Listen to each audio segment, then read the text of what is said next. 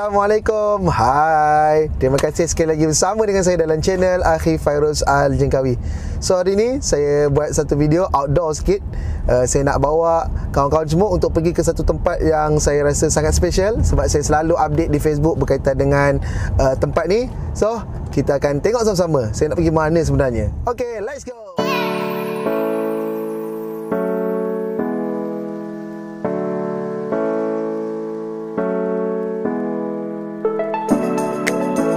Sekarang kita dah sampai ke tempat yang saya nak bawa kawan-kawan semua. Okey, saya tunjukkan. Ini dia.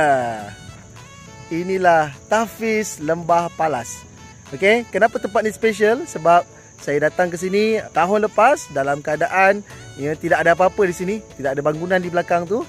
Cuma ada di belakang ini, polybag untuk tanam cili. Okay. Kita tengok kat belakang tu, polybag untuk tanam cabai ni bukan 1-2 tau, tapi sangat banyak, lebih 3,000. Sebenarnya bukan di bahagian sini saja, tapi di belakang sini pun ada, cuma dah dituai dan perlu ditanam semula. Sebenarnya untuk penanaman cabai dan cili besar ni adalah semata-mata untuk menampung kos pengoperasian tahfiz, sebab bila mana bangunan semua dah siap dan dah siap pun kat belakang tu, dan mereka sedang mengusahakan untuk menyiapkan asrama bagi pelajar tahfiz. Mereka mahukan dana daripada jualan cili ini untuk membantu kos pengoperasian, bil lentrik, allowance bagi tenaga pengajar dan lain-lain. Tapi bukan sekadar cili. Baru-baru ni saya datang, ada lagi yang mereka tanam di sini. Okey, jom kita pergi. Let's go. Ini semua adalah terung, terung yang ditanam untuk penjualan jugalah. Sebab untuk penanaman cili ni dia tak boleh berulang kali. Mungkin ada ketidaksuburan akan berlaku. Jadi ini penanaman terung yang banyak juga ni. Sebenarnya saya hari ni bukan datang seorang. Saya ada kawan-kawan saya. Di sebelah sini ada Huzaifah, kita punya owner My Khalifa Network. Yang kat belakang ni, ini mungkin ada yang kenal. Ini pensyarah ni sebenarnya. Baru lagi keluar surat khabar hari tu, cerita tentang hartanah ke apa ke. Itu dia Dr. Azizul. Alright. So, okay, macam mana hari ni punya bila tengok tahfiz pada hari ni? Ada apa? Bismillahirrahmanirrahim. Assalamualaikum warahmatullahi wabarakatuh. Saya sebenarnya selain daripada teruja jumpa pusat tahfiz ni, saya teruja jumpa Fairuz sebenarnya. Sebab kita orang last jumpa Quran Hour setahun yang lepas. Okey. Jadi ni kali kedua jumpa selepas setahun. Dan dia masih lagi baby face lah sampai sekarang ni. Saya tengok opa dia. Okay. So apa yang nampak macam memberi inspirasi lah berkaitan dengan tahfiz ni? Okay, saya yang menjadikan saya rasa teruja untuk datang melihat, sebab benda ni dah lebih setahun lebih kita bantu kan, kita hebahkan di sosial media dan sebagainya, tapi saya tak ada kesempatan untuk datang lihat. Dan hari ni saya rasa peluang untuk saya lah. Bila saya balik ke kampung, saya rasa ni dekat dengan rumah dan kawasan saya. Jadi saya nak manfaatkan benda yang saya rasa saya adalah contribution kecil untuk usaha murni ni. Walaupun kita yang maksudnya buat marketing untuk orang sumbangan kan. Tapi kita rasa ni tahfiz kita bersama lah. Betul. Okey, baik. So saya nak tunjukkan seluruh bangunan. Ini dia. Tahfiz Lembah Palas. Okey, nampak tu, masya-Allah ya. Cantik. Saya sebenarnya sangat seronok sebab pihak pentadbir sini pun adalah orang-orang yang boleh kata sangat menjaga daripada segi pentadbirannya. Ada pensyarah-pensyarah daripada UUM, Dr. Munawar, ataupun kita panggil sebagai Cikgu Mun. Ada juga orang panggil dia Tok Wan. Saya tak tahulah yang mana satu kan. Dan juga orang-orang kampung yang mereka ni pernah jadi staf Mardi dan sebagainya. Tak apa, kita akan tengok apa yang ada kat dalam bangunan tahfiz ini sendiri. Ada satu tempat yang sangat special. Dia sebenarnya bilik mesyuarat, tapi disebabkan nak bagi sedikit privacy kepada pakcik-pakcik yang mereka ni rasa segan, malu baca merangkak Quran sebagainya, maka pihak tahfiz menyediakan satu ruang khas untuk diorang. Kat mana? Dalam bilik mesyuarat ni. Selesa, tersorok, privacy dan siap ada aircon lagi. Nak tak nak datang belajar je. Jadi itulah khidmat komuniti Lembah Palas, bukan sekadar untuk pelajar saja, tapi untuk semua.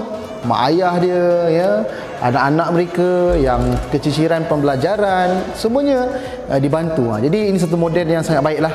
Tahfiz bukan sekadar untuk pelajar, bukan sekadar untuk hafal Quran saja, tapi untuk komuniti masyarakat itu sendiri. Itulah objektif penubuhan tahfiz Lembah Palas ni yang harap dicontohi oleh semua orang. Jom saya bawa untuk tengok kelas-kelas yang ada di tahfiz. Ini bangunan tahfiz atau berkelas untuk grup-grup pelajar yang maksudnya hafalan Qurannya itu yang hebat sikit lah, yang lebihan banyak hafal juzuk Quran insyaAllah. Saya bersama dengan Cikgu Mun ataupun pelajar UUM panggil dia Tok Wan. Okay.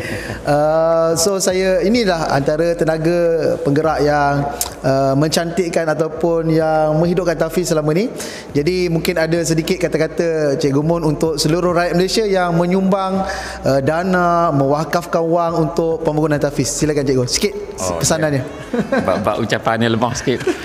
Saya Cikgu Mun bagi pihak masjid Sayyidina Abu Bakar Lembah Palas dan juga pusat tahfiz Lembah Palas ini, kami bermula daripada kosong dahulu dan takkan jadi seperti mana pada hari ini tanpa sumbangan, bantuan, doa, usaha-usaha yang dilakukan oleh seluruh rakyat Malaysia. Jadi bagi pihak masjid dan juga pusat tahfiz, kami mengucapkan jazakumullah khair, semoga Allah memberikan ganjaran yang lebih besar daripada itu dan rahmatnya kepada kita semua. Sekian, terima kasih. Saya datang kat tahfiz ni bukan sekadar nak cerita pasal tahfiz, tapi ada sebab yang lain. Saya nak ambil serai, ya, sebab saya sekarang kan tengah buat ayam berempah punya ayam berempah lah.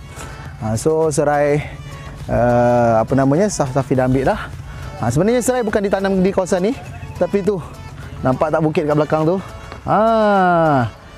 Dia datang daripada bukit tu. Banyak saya beli hari ni 15 kilo.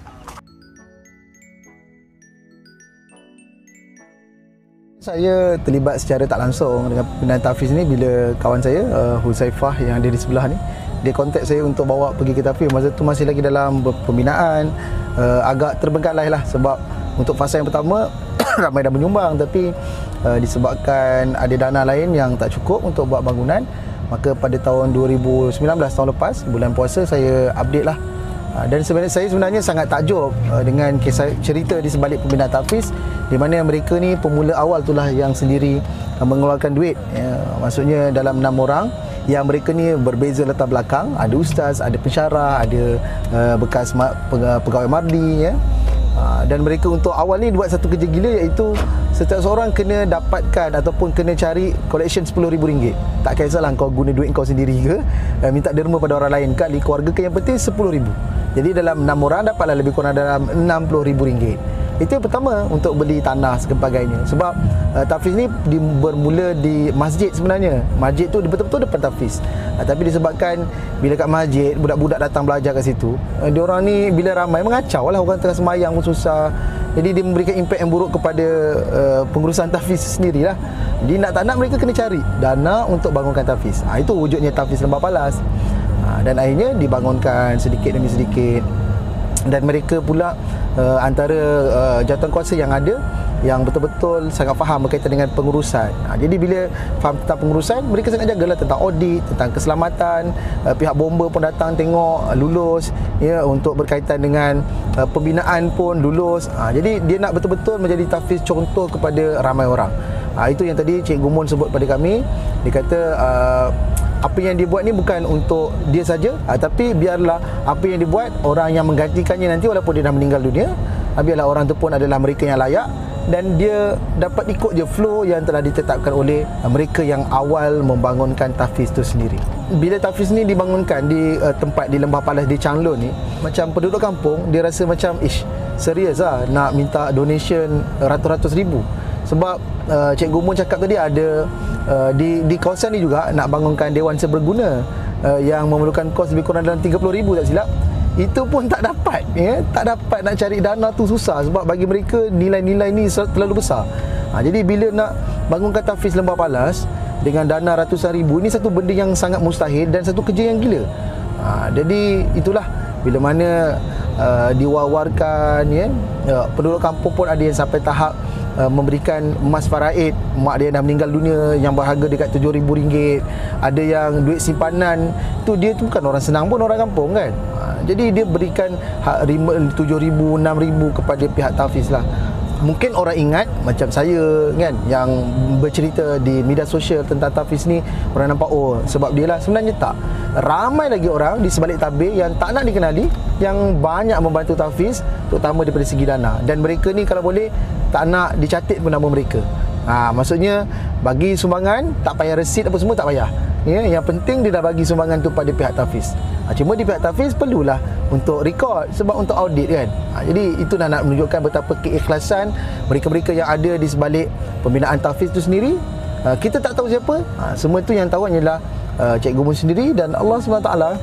So saya mengharapkan video pada kali ini bermanfaat untuk semua, sebab saya nak mengubah stigma segelintir masyarakat yang bila berbicara tentang tahfiz mereka hanya nampak sudut yang negatif. Ya, isu seksual yang berlaku di tahfiz, isu pemilihan tenaga pengajar, isu keselamatan. Tapi itu memang saya tak nafikan. Memang saya tak nafikan. Dan saya juga adalah salah seorang yang agak vokal untuk mengkritik dan juga memberi saranan kepada tahfiz untuk berkaitan dengan benda ni. Juga boleh tengok di Facebook sahabat saya Tuan Syed Azmi terlalu banyak bercerita tentang tahfiz, tentang pelajarnya, tentang keselamatan. So untuk pengusaha tahfiz di luar sana, jangan hanya sekadar mengharapkan sumbangan orang ramai, kena berdikari, bermandiri, membangunkan tahfiz dengan sepatutnya. Jangan hanya sekadar pelajar 2, 3, 4 orang, tapi sumbangannya banyak datang. Ya, satu jalan penuh dengan 3, 4 tahfiz. Ya, tapi yang mereka kejarkan sumbangan orang ramai. Dan orang kita memang bila sebut tahfiz mereka akan sumbangkan. Kita jangan ambil kesempatan atas kemurahan hati umat Islam yang ada untuk membantu pihak tahfiz itu sendiri. Okey, jumpa lagi. Assalamualaikum warahmatullahi wabarakatuh. Bye bye.